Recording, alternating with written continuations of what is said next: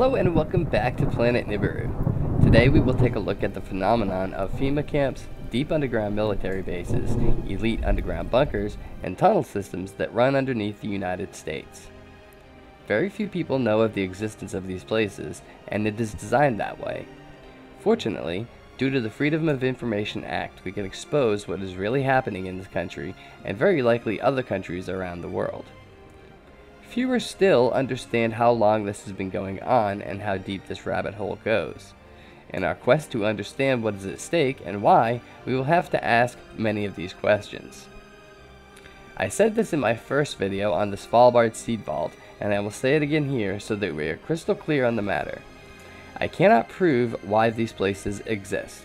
There are many conspiracy theories that range from population control, to mass exodus, to re-education centers for dissidents, to nuclear war, and to Planet X. I can only speculate on the reasons that these places are being built, but I can clearly prove that they do exist, and that fact alone is something that should spur even the most trusting souls to start asking questions.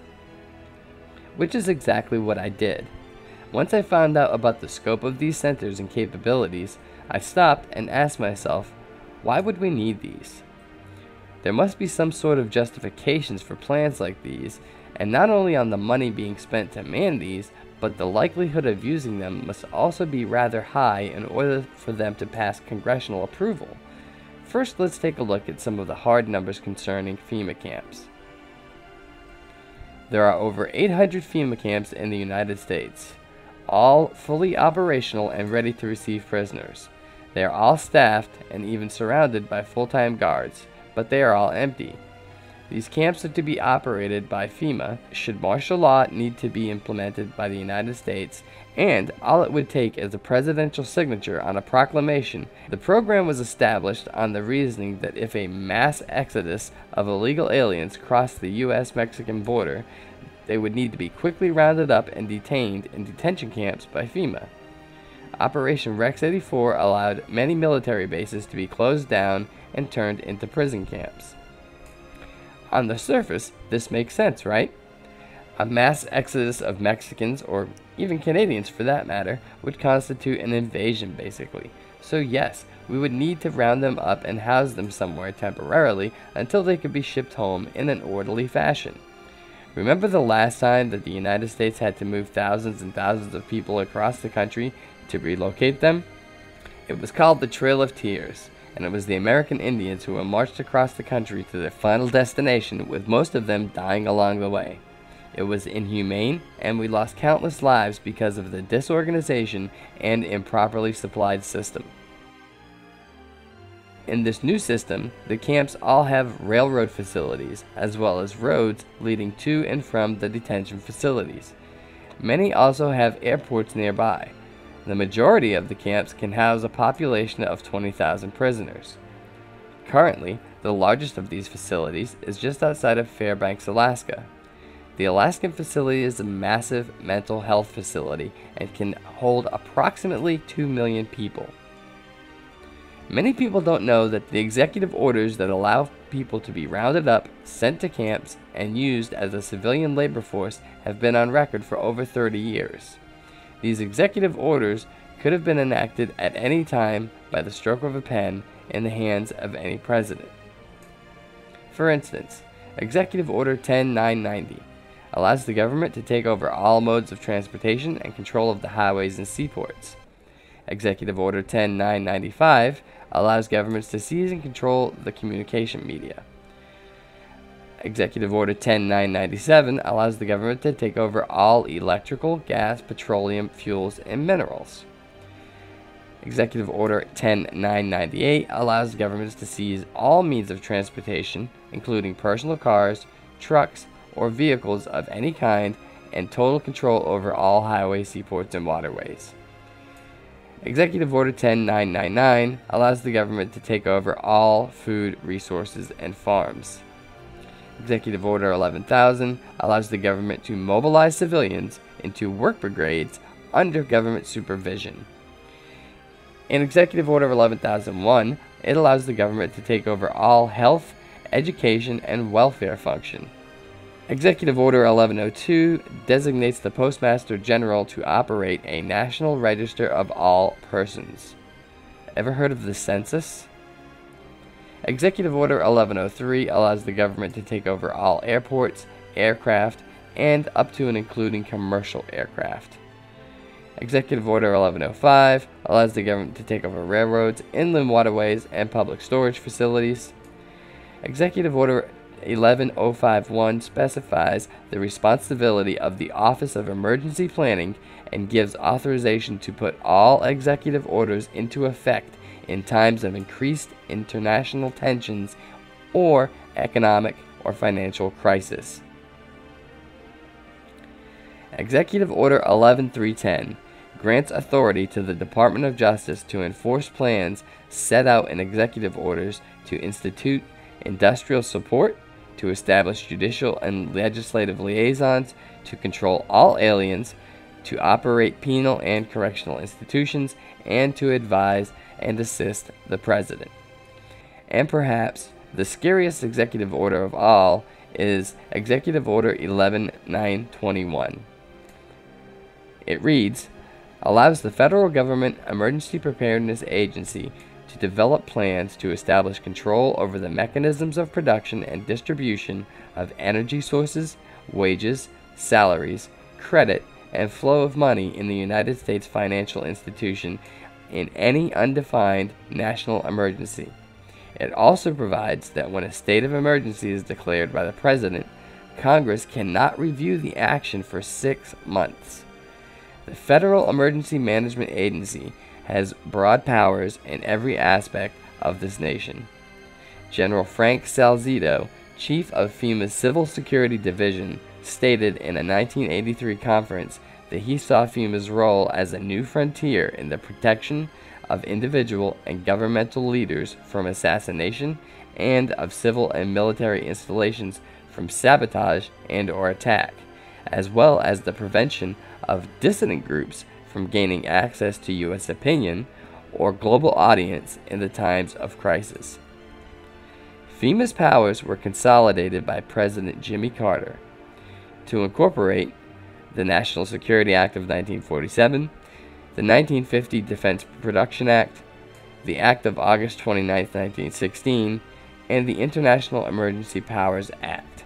These 4 acts allow the strategic relocation of industries, services, government, and other essential economic activities, and to rationalize requirements for manpower, resources, and production facilities, gives the President sweeping powers over all aspects of the economy, authorizes the Secretary of the Army in time of war to take possession of any transportation system for transporting troops, material, or any other purpose related to the emergency.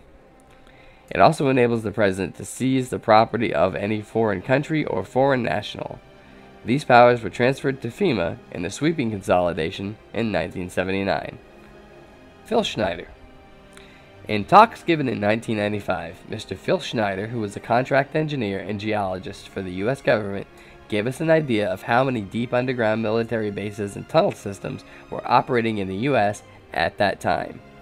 He said there were no less than 129 active underground bases, with at least 2 in each state, and as many as 1,500 worldwide. In his last talk given on September 24, 1995, Phil mentioned that he was working on a book that listed the exact location of each of these bases and what they were doing there, because he felt that all Americans should know what was happening and how their tax money was being spent.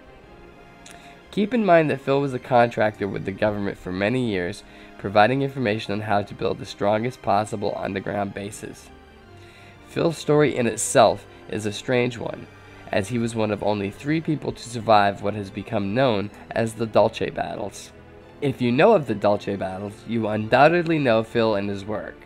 If you don't, look for a future video on the Dulce Battles and the life and death of Phil Schneider, because the story is absolutely amazing and compelling as they come.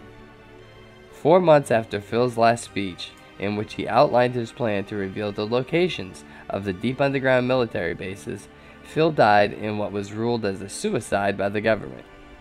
He was found strangled with his own catheter cord. the catheter that was the result of the injuries sustained in the Dulce battles. The proliferation of doomsday bunkers for the elite. Recently, in the past 10 years or so, there has been a proliferation of doomsday bunkers being built for elite clientele around the world. From the leaders of countries to your garden variety rich guy, safety and security has become priority number one among the who's who of the elite crowd. These bunkers range from private off-grid shelters to communities of rich, well-armed folks who have decided that the world isn't as safe as it once was for them. It used to be that a heavy gate and high fence, along with a few armed guards, were enough for your average multimillionaire billionaire type. No longer is this the case.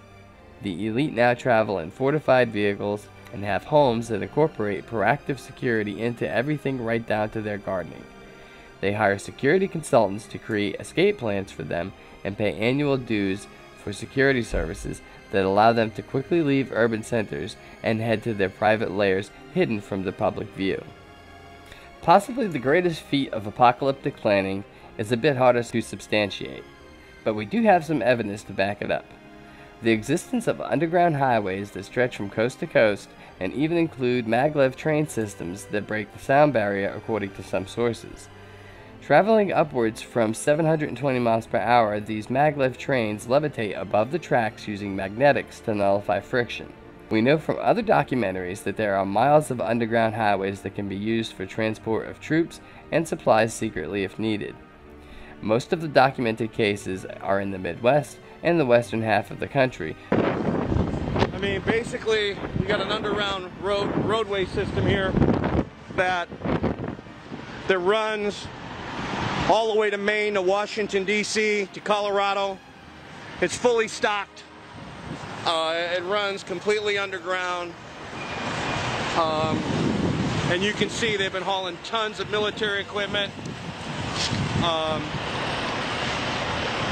You know, they're stocking all these bases. Now, the other thing is the railroad system here is also very strategic. They're bringing in boxcar loads and they're dump shipping here, and they can really deliver to all these locations, which these locations go all the way to Area 51. These locations go all the way to Washington, D.C. There's access underneath the White House to this location, okay? So this is a strategic location, which is really the new command center for the Illuminati and the United States government. But surely there are some in the East as well, especially around the D.C. area where we know there are secret tunnels that connect for Congress and the White House with other main centers. This also brings to mind the boxcars that are said to exist that have nothing but seats and shackles in them. We have seen pictures of these so-called Fema coffins that are basically plastic boxes. These are stacked at bases in Georgia and elsewhere. I'm sure that there are other places where they are being stored out west as well. Perhaps these coffins will be transported in these underground tunnels, railroad systems, and highways once needed. Mass coffins are a rather big step to take as well. In order to use them, you need to have a darn good reason. These bodies will need to be cleaned up right quick and in a hurry, and people's relatives won't want to see that happening. So the Fema coffins themselves pose a problem. UN vehicles and unmarked tanks. Finally, we have tons of pictures of convoys on American soil of UN vehicles and unmarked tanks, troop carriers, and other high-end military equipment. Even the most gullible souls have to ask themselves, why are these here? What purpose could they be serving? As trainload after trainload has been spotted crossing the country and convoys of them on our national highways, we should be able to see a pattern clearly emerging here. Something is happening that is just not quite right. So where does that leave us? Well, in a way, it leaves us right back at the beginning of our article. We can see that there is something on the horizon, but it is yet too far out to see exactly what it is. However, we can make an educated guess. If it was nuclear war, would we see all the FEMA and UN staging? Probably not. Unless it was one well-planned nuclear war, with the point being doing just enough damage to take over the US and not really fight it out to the bitter end. How likely is that? I cannot say for sure because I am not privy to this kind of information. I can only go on what I know, and what I know is that war is hell. It's not clean, it's not pre-staged, and it's not easy. And most of the time you have to fight your way in and fight to win. But that is what I've learned from books, television, and movies. I've never been to war. On the other side of that coin, perhaps there is a push for a global government, and the US is standing in the way of that goal, and they intend to re-educate or depopulate us so that they can move forward with their agenda. Again, this just doesn't sit right with me. There are many patriotic Americans left, but not so many that a few skirmishes wouldn't take care of it pretty quickly. Especially if they had trained troops on the ground against your local good old boys club. While many of us good old boys would happily fight to the death for our country, that is where we would likely wind up, piled 6 deep in a plastic Fema coffin while our families were being re-educated. Seems like overkill just for a military coup, but I could be wrong on that one. And I may be underestimating what is left of the American spirit. Maybe they are worried about the people in the US reaching out to our brothers and sisters in uniform and joining forces, which would certainly turn the tide of any battle. But I still think it's a long way to go when they can mind control us over 10 to 15 years into doing and saying pretty much anything they want anyway. My money takes us back to the executive orders, especially the one that says, in case of mass exodus of Mexicans, that would need to be rounded up and held in Fema camps until they could be repatriated. Then I look at the other executive orders, and more the picture becomes clear to me. Just like that epic scene in Apocalypto where the leaders see the signs of the sky and they use that to show that they are in touch with God, that God has been appeased and by all the sacrifices, and the rain finally is on the way. In my mind, they know that the same type of global cataclysm, be it Planet X, or a pole shift, or some lesser event that will have implications of massive proportions, will happen. When it does, they will need temporary housing, massive coffins, and UN assistance to handle it. This seems to me to be the most likely scenario. Whether it is a man-made scenario, or a natural one, my money is on Cataclysm, and those who ride it out deep in the bases will come up well-armed, well-fed, and well-prepared to handle what is left. To me, this is just my opinion, when you look at when these presidential powers began creating this legislature, it is just about when we really started to know that Planet X was a real possibility. The 1930s through the 1950s was the heyday for creating these executive orders. Though many have been created since then, and many even recently, most of the ones that we have mentioned in this article are from an era when Planet X and the atomic age were in full swing. So nuclear war could have also been a major driver for creating much of this legislation, as well as Planet X. Regardless, whether it's Planet X, an asteroid, nuclear war, or any other type of man-made disaster, we are all pretty much in the same boat. Regardless, we will have an uphill battle for survival, and those who are the most prepared to meet the daily needs of survival will be in the driver's seat.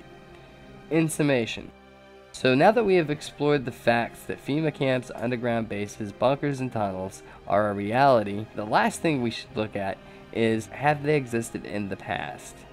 I say absolutely. From the Great Pyramids, which they themselves have functioned as a shelter or bunker of sorts, to underground cities, catacombs, and cave dwellings found the world over, all of these things may have been shelters or bunkers against pole shifts, natural climate change, or recurring cataclysms that are a natural part of Earth's life cycle. We have seen the what, now we need the reason why. I would love to hear about your thoughts on why we have so many seed vaults, underground bunkers, underground military bases, and tunnel systems that allow for safe and speedy travel for the elite. If life is so peachy keen, then why the need for all the safety precautions, and why only for the elite? Why does the regular Joe not get an invite to the table, especially when it's our money paying for the whole thing? Again, I'd like to thank every one of our viewers and subscribers who likes or comments on our videos. We truly appreciate everything you do to help the channel, and we look forward to bringing you more great content in the future. Thanks again, and we'll see you soon.